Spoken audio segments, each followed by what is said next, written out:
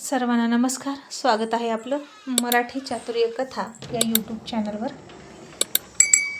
चला तर वळूया चांदमातला या स्टोरीचा 110व्या एपिसोडकडे. आता रघु मेला असेल म्हणून दौलत फार खुशीतच गावात आला होता त्याच्या मृत्यूची बातमी ऐकायला. पण रघुला जिवंत बघून दौलत आश्चर्यचकित झाला आणि तो तिथून लगेच निघाला सरपंचाला ही बातमी देण्यासाठी. इतक्यात रघुनं त्याची गाडी अडवली आणि दौलत गुरमीत म्हणाला, रघ्या,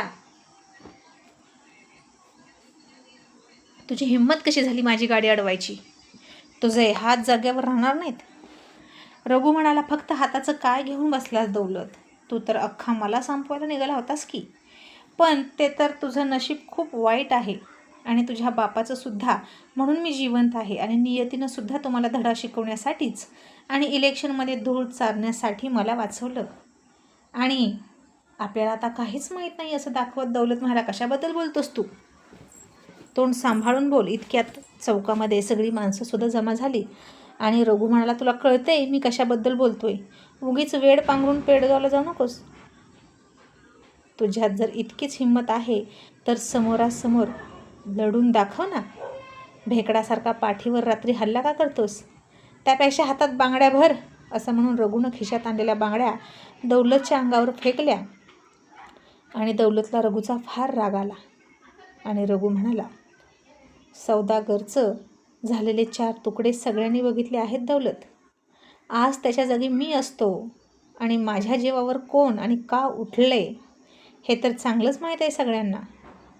मी कुणाच्या मार्गातला काटा आहे हे सगळ्यांना कळलंय आता. आणि आत्ता मी पोलीस स्टेशनला जातोय आणि माझ्या जीवाला धोका आहे अशी तक्रार करून येतोय.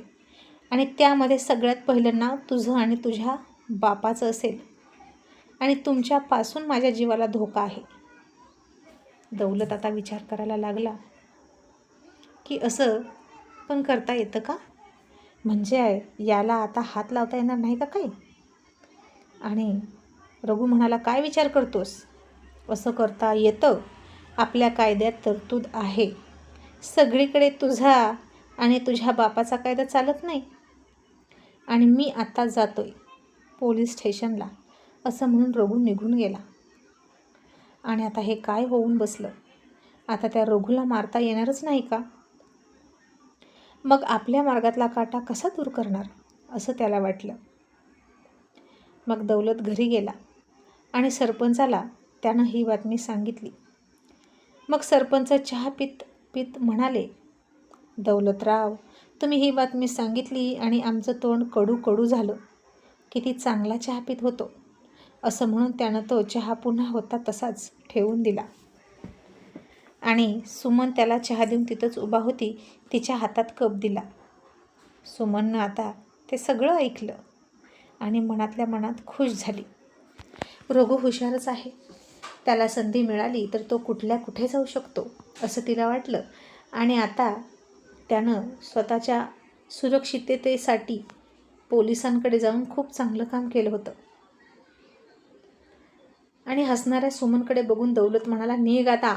इथे उभा राहून नुसती तोंडाकडे बघू नकोस. आणि सुमन गुपचूप तिचा पदर सावरत निघून गेली आणि तिनं मनोमन देवाचे आभार मानले. आणि निदान आता सरपंच आणि दौलत त्याला कायमचा संपवण्याचा पटकन विचार तरी करणार नाहीत असं तिला वाटलं. आणि आता सुमन खिडकीत बसली आणि का कुणास ठाऊक ती तिच्या मंगळसूत्रासोबत चाळा करत होती आणि मनात सगळे रघुचेच विचार येत होते. कॉलेजमध्ये भाषण देणारा, कॉलेज प्रशासनाविरोधात फी वाढवली म्हणून आंदोलन करणारा, सगळ्या मुलांना एकत्र घेऊन कॉलेजला जा विचारणारा रघु तिला दिसत होता. आणि रघु होताच तसा. सावळा रंग होता त्याचा, पण खूप हसतमुख तेजस्वी चेहरा होता त्याचा. तो तिच्यापेक्षा पुढच्या वर्गात होता, पण नेहमी तिला मदत करायचा आणि अन्यायाचा विरोध करायचा. आणि तो बोलायला लागला की सुमन मंत्रमुग्ध होऊन त्याच्याकडे बघत असायची. त्याचे ते रेशमी केस असे वाऱ्यावर उडायचे आणि त्याच्या डोळ्याजवळ यायचे आणि तो इतका दिलखेचक दिसायचा आणि सुमनच्या काळजाचा ठोकाच चुकायचा. ती कधी लाजून खाली बघायची. तिला स्वतःचीच लाज वाटायची आणि न राहून पुन्हा तिची नजर रघूकडे बघायला लागायची. आणि तेव्हापासूनच सुमनला तो आवडत होता. आणि आत्ताही त्याची कॉलेजमधली आठवण येऊन तिच्या चेहऱ्यावर इथे आल्यापासून पहिल्यांदाच स्मित हास्य दिसत होतं. पण रघूनं मात्र त्याच्याकडून काहीही कल्पना तिला दिली नाही किंवा त्याचं इकडे अशा गोष्टींकडे लक्षही नव्हतं, कारण तो एका ध्येयाने पछाडलेला होता. त्याच्या समाजाचा त्याला विकास करायचा होता. लोकांना झोपेतून जागं करायचं होतं. पिढ्यानपिढ्यांची त्यांच्या पायातली बेडी काढायची होती. आणि सगळ्यात महत्त्वाचं म्हणजे ही जातीपातीची बंधनं त्याला चांगलीच माहीत होती. त्यामुळे सुमनसारख्या उच्चवर्णीय मुलीच्या प्रेमात तर तो स्वतःहून पडणं शक्यच नव्हतं. आणि जरी पडला असेल, सुमन त्याला आवडत असेल, तरी पण तो बोलणार नव्हता, कारण त्याचा काय परिणाम होऊ शकतो हे त्याला चांगलंच माहीत होतं. तरीही तो घाबरणारा नव्हताच, पण त्याला स्वतःच्या सुखापेक्षा समाजाचा उद्धार होणं गरजेचं वाटायचं. या झोपलेल्या लोकांना, अडाणी लोकांना जागृत करणं महत्त्वाचं वाटायचं. पण आता सुमन मात्र त्याच्याबद्दल थोडा वेगळा विचार करायला लागली होती. आणि तिला आठवला, सदाच्या बायकोची अब्रू वाचवायला गेल्यानंतर त्या अंधारामध्ये रघूनं पकडलेली, तिला पडता पडता वाचवताना पकडलेली तिची कंबर आणि त्याचा झालेला तो दणकट राकट स्पर्श.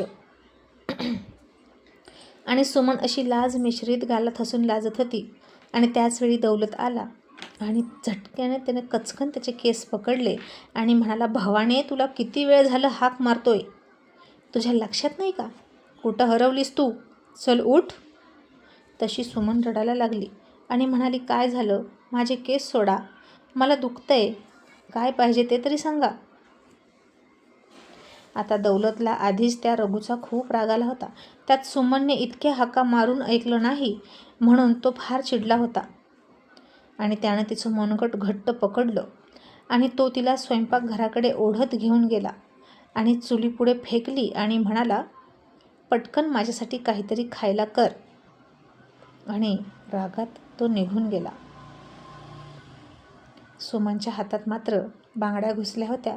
खूप रक्त येत होतं आणि ती रडत रडत चूल फुकायला लागली आणि अर्धवट विझलेल्या कोळशावर तिचे अश्रू टप टप पडत होते.